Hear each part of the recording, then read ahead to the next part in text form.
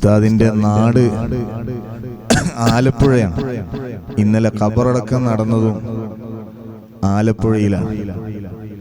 ആലപ്പുഴയിൽ നിന്ന് ബാംഗ്ലൂരിലേക്ക് റോഡ് മാർഗം വരികയാണെങ്കിൽ 700 കിലോമീറ്റർ ഉണ്ട്. അപ്പോൾ ആ നാട്ടിൽ നിന്ന് ഉസ്താദ് അവർകൾ കുടുംബസമേതം ബാംഗ്ലൂരിലേക്ക് തൻ്റെ പ്രബോധന മണ്ഡലം മാറ്റുകയായിരുന്നു. ബാംഗ്ലൂരിൽ വന്ന് നമ്മുടെ ഈ പള്ളി അടക്കം വിവിധ മഹല്ലുകളിൽ ഖതീബായും മറ്റു പല നിലക്കും ഉസ്താദ് അവർകൾ സേവനം അനുഷ്ഠിക്കുകയുണ്ടായി. ഇന്നത്തെ ബാംഗ്ലൂരല്ല അന്ന് ഉള്ള ബാംഗ്ലൂര്. ഇത്രമാത്രം സൗകര്യങ്ങളും സംവിധാനങ്ങളും ഒന്നും ഉസ്താദിന്റെ മുന്നിലില്ലായിരുന്നു. കേരളത്തിൽ നിന്ന് പത്രം, നമ്മളെ സിറാജ് പത്രം ബാംഗ്ലൂരിലേക്ക് എത്തിച്ച് രാവിലെ സിറ്റി മാർക്കറ്റിൽ അതും കാത്ത് ഉസ്താദ് നിൽക്കും.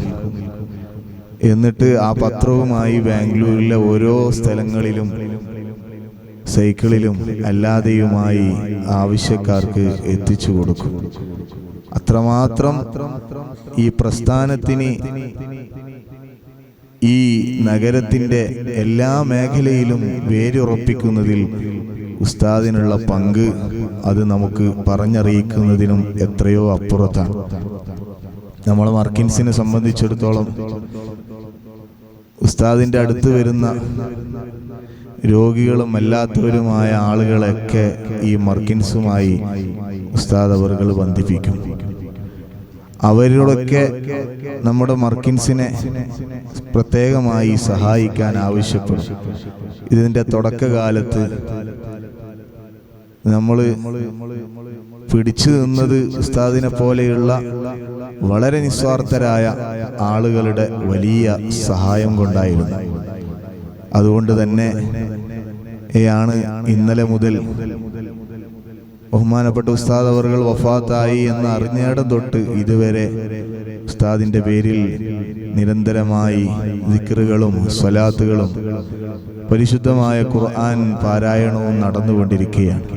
ബാംഗ്ലൂരിന്റെ എല്ലാ സ്ഥലങ്ങളിലുമുള്ള പ്രവർത്തകർ അവരുടെ വീടുകളിൽ നിന്നും കൂട്ടുകാരെ ഉപയോഗപ്പെടുത്തിയും ഒക്കെ നിരന്തരമായി പരിശുദ്ധമായ ഖുർആൻ ഖത്മ തീർത്തുകൊണ്ടിരിക്കുകയാണ്.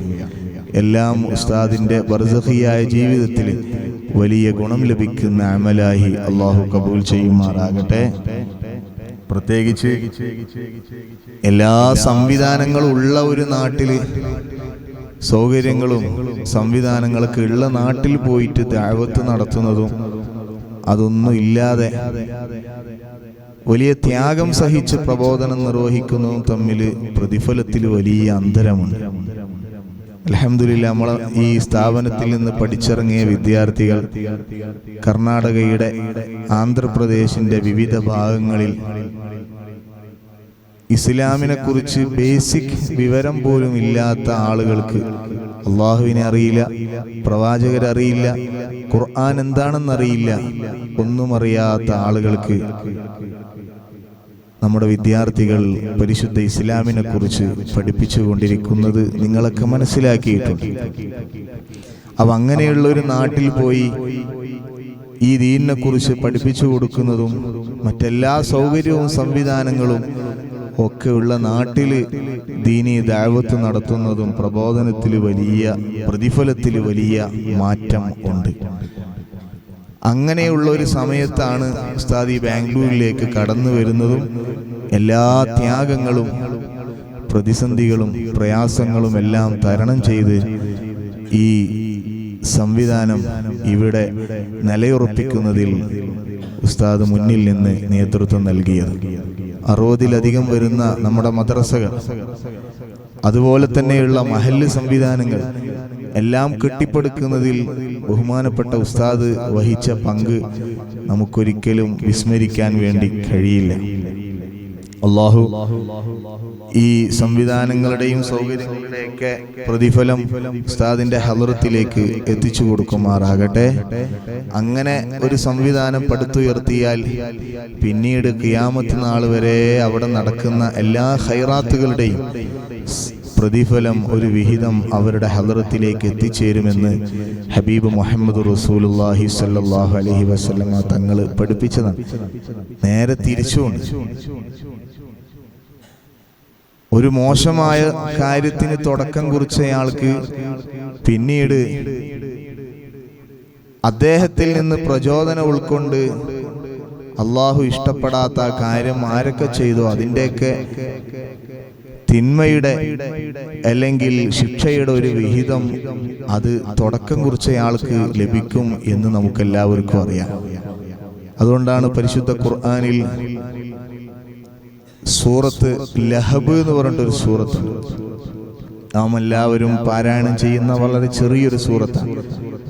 തബ്ബത് യദാ അബീ ലഹബ് എന്ന് പറയുന്ന ആ സൂറത്ത് ഇറക്കിയത് തന്നെ അബൂ ലഹബിനെയും അദ്ദേഹത്തിന്റെ കുടുംബത്തെയും വളരെ നിശിതമായ രൂപത്തിൽ വിമർശിക്കാൻ വേണ്ടിയിട്ടാണ്. ഭാര്യയെ പരാമർശിച്ചു, കുടുംബത്തെ പരാമർശിച്ചു.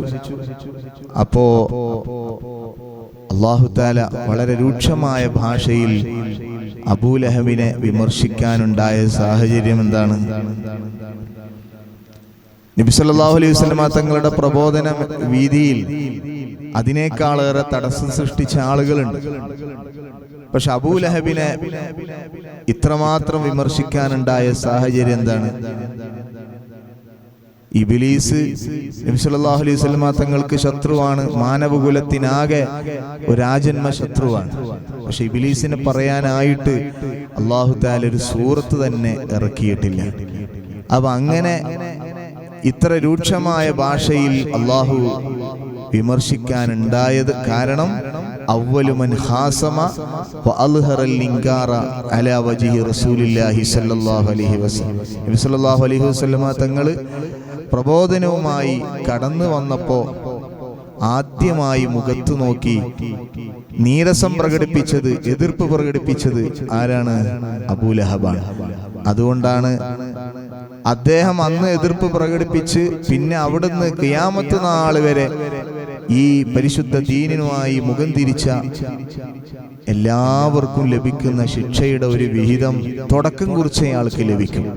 ഹാബീൽ ഹാബീലിനെ കൊന്നപ്പോ ഇനി ഖിയാമത്ത് നാൾ വരെ നടക്കുന്ന കൊലപാതകങ്ങളുടെയൊക്കെ ഒരു വിഹിതം, ശിക്ഷയുടെ ഒരു വിഹിതം ഹാബീലിന് ലഭിക്കുമെന്ന് നമുക്കെല്ലാവർക്കും അറിയാം.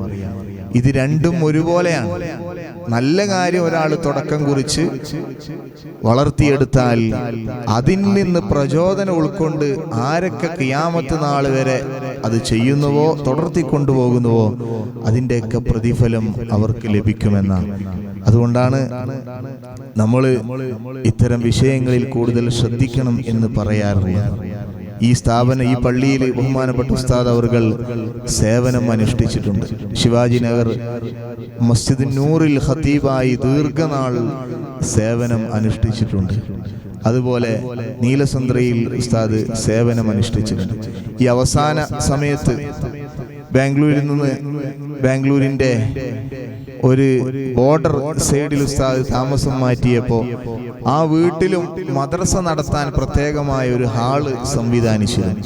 ജീവിതത്തിന്റെ അവസാനം വരേക്കും ഉസ്താദ് തഅലീമിന്റെ മേഖലയിൽ വളരെയേറെ സജീവമായി നിലകൊണ്ടിരുന്നു എന്ന് നമുക്ക് മനസ്സിലാക്കാൻ കഴിയും. അള്ളാഹു അവരുടെ ദർജ വർദ്ധിപ്പിച്ച് നമ്മളെല്ലാവരെയും ഉസ്താദിന്റെ കൂടെ സ്വർഗത്തിൽ അള്ളാഹു ഒരുമിച്ച് കൂട്ടിത്തരുമാറാകട്ടെ. എത്ര വലിയ ആളായാലും ചെറിയ ആളായാലും വളരെ നിഷ്കളങ്കതയോടെ വിനയത്തോടെ ഉള്ള ഉസ്താദിന്റെ പെരുമാറ്റം, ആ ചിരി, അതൊന്നും നമുക്കൊരിക്കലും മറക്കാൻ കഴിയില്ല. നമ്മളൊക്കെ ഉസ്താദിനെ സംബന്ധിച്ചിടത്തോളം വളരെ ചെറുതാണ്. പക്ഷേ ആരായാലും കാണുമ്പോൾ വളരെ സ്നേഹത്തോടെ സന്തോഷത്തോടെയുള്ള പെരുമാറ്റവും പരിഗണനയും ഉസ്താദ് നമുക്കൊക്കെ തരാറുള്ള മാർഗനിർദ്ദേശങ്ങളും ഒക്കെ നമ്മുടെ ജീവിതത്തിൽ വലിയ മുതൽക്കൂട്ടായിട്ടുണ്ട്. അല്ലാഹു തആല എല്ലാം സ്വീകരിച്ച് അവരുടെ ബർസഖിയായ ജീവിതം വലിയ ഉന്നതിയിലെത്തിക്കുമാറാകട്ടെ. നമ്മളിവിടെ ചൊല്ലിയ ഖസീദത്തുൽ ബുർദയുടെ സവാബിനെ ഉസ്താദിന്റെ ഹളറത്തിലേക്ക് പ്രത്യേകം എത്തിച്ചു കൊടുക്കട്ടെ.